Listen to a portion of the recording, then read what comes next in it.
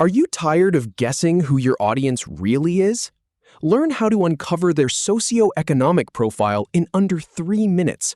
We'll walk through Semrush's Socioeconomics tool step by step. First, organize your data, then access the report. Start by heading to your Semrush folders to keep your data organized.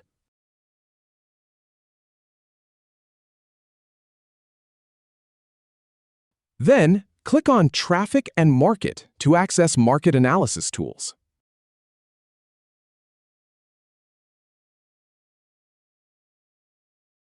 Now, select Socioeconomics to reveal the socioeconomic landscape of your market.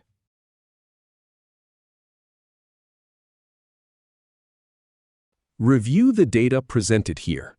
Click the highlighted area. Click Add Competitors. Click Analyze. If you have any feedback or if any info is inaccurate, please leave a comment below.